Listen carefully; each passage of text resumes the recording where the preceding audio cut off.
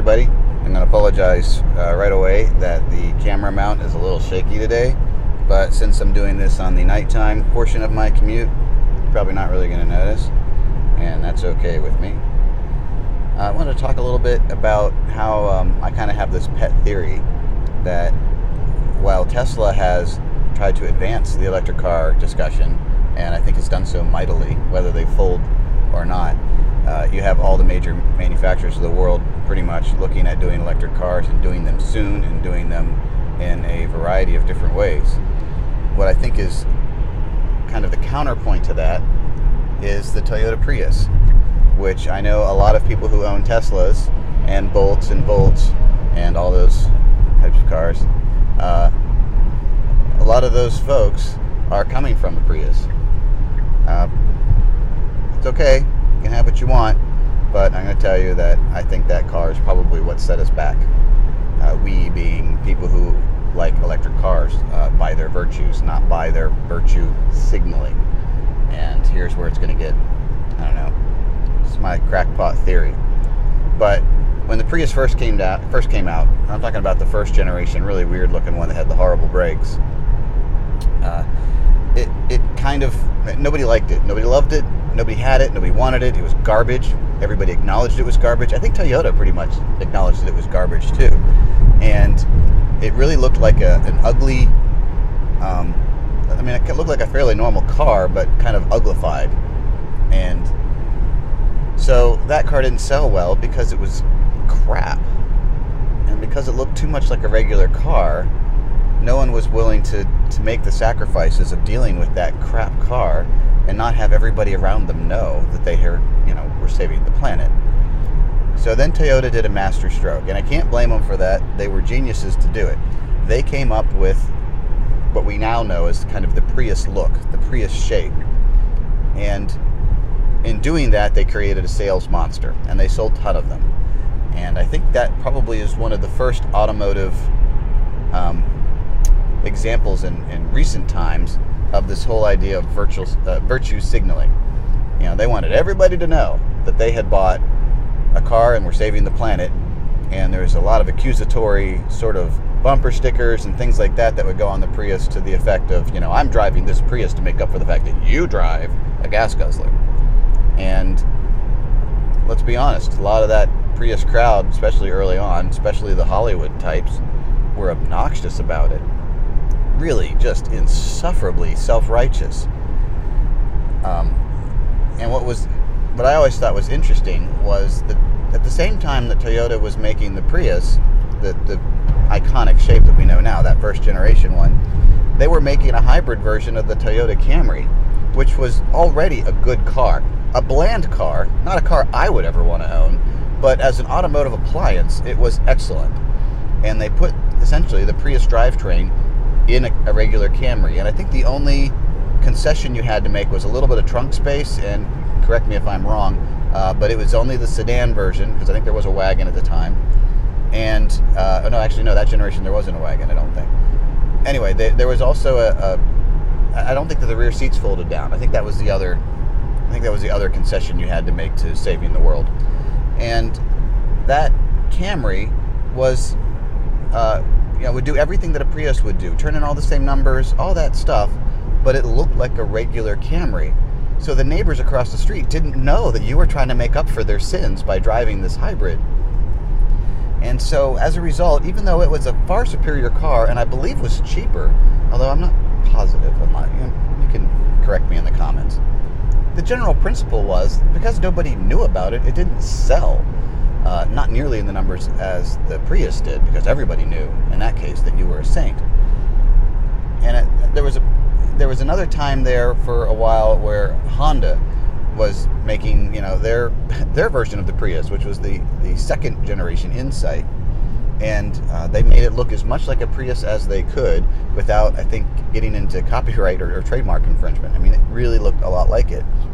And they were also making a hybrid version of the Accord, which, same thing, looked very much like the regular Accord, but actually had a hybrid drivetrain to it and was a better car, was a far superior car. So both companies were kind of doing the same sort of thing, and they realized very quickly that, you know what, the way this works is we have to make these cars look goofy so that the goofy people who want a virtue signal, who don't really care about the environment, don't really care about cars because they're not great driving cars compared to other things like this, we need to make these cars look goofy so that these people can, you know, they can tell everybody, they can tell the world, shout it from the rooftops, that they're saving the planet from the barbarians who are driving just regular Tauruses and Chryslers and things like that. Never mind, you people with the Subarus. You know who you are. Anyway, they discovered that fairly quickly. And as a result, you had this... Oh, and we won't even get into, my gosh, the bumper stickers that would go on these cars and it was like straight out of Central Casting, I swear. A good third of the owners were just insufferable. Now, there were regular people that had them. Hopefully, if you're watching this and you're not fuming, you're one of the regular people who had it, because it did put up good numbers. You should have gotten the Camry or the Accord version. Let's be honest, it was a better car, except for the rear hatch. The rear hatch in the Prius is kind of handy. I like having my hatch here. Kind of bummed the Model 3 doesn't have one. Very bummed Model 3 doesn't have one. But they realized very quickly that this is how you sell these cars. So what that prompted them to do was to, like, all right, well, anytime we want to make a car that's environmentally friendly, we have to make it look weird. That was the first sin of the Toyota Prius, was that it basically taught the industry, or the consumers who bought it, I should say, taught the industry that if you want to make a car that's environmentally sensitive or has any kind of environmental credentials, real or imagined, you have to make it look weird so that everybody will be able to tell everybody else by the way their car looks that they're better than them. You have to do that. Well, when you do that, you marginalize a huge part of the market that does not want to drive weird-looking cars. The other thing, and here's where I really think it gets kind of insidious, is because there was so much of that insufferable self-righteousness coming from the Prius crowd, especially the California Prius crowd, the Hollywood crowd. There's an immediate backlash anytime you have that kind of thing. People, there's a huge part of the population that's just going to be contrarian. I'm in it, I'll admit it, you know, and that's just like, you're not going to tell me what to do. If I come to that conclusion on my own and I agree with you, I'll let you know, but you're not just going to dictate terms. We're Americans. And so this kind of self-righteous thing does not play well in most of the country. And as a result, I swear, you had people going out buying the biggest, ugliest, gas-guzzlingest thing you can. The Hummer H2, I think largely born because of the Prius.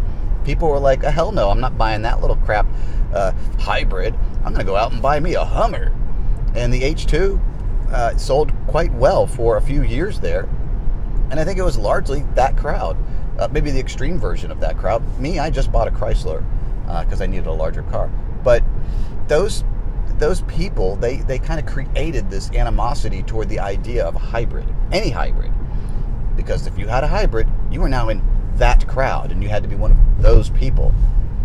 And that created this situation where manufacturers learned, all right, if we sell these cars, they're only going to go to those types of people, and they have to look weird on top of it, and they don't necessarily have to be superb cars. We can do some big dumb mistakes as far as styling and even functionality goes, and those people will buy them anyway because they'll be able to tell all their neighbors that they have, you know, that they are saving the planet every time they go to the grocery store. And the Leaf is probably kind of in that category as far as the weird lookingness. I mean, if they just would have made it look like a regular Nissan hatchback, kind of like what they're doing now, they probably would have done better. But I believe if you had actual electric cars on the market that were good. Oh my gosh, the i3. Let's just talk about the BMW i3 very briefly. Here's a car that ticks all those boxes, right? It's sold by a manufacturer that doesn't like it. BMW does not like that car.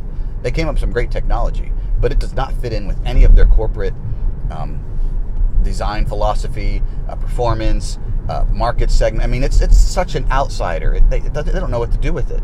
And it looks really strange. And those looks are going to kill at least as many sales as they ever get, if not more, as I think the figures will bear out. So everybody was doing it, making weird cars that were environmentally friendly.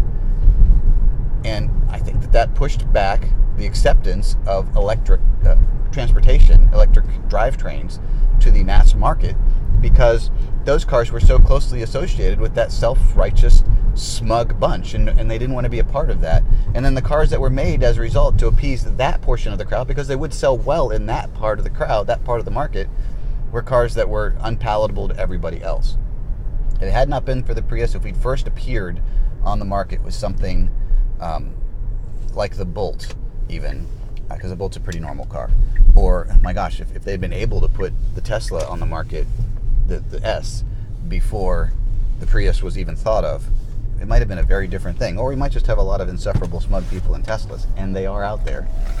We'll talk about them another time. All right, thanks for watching. I'm here now.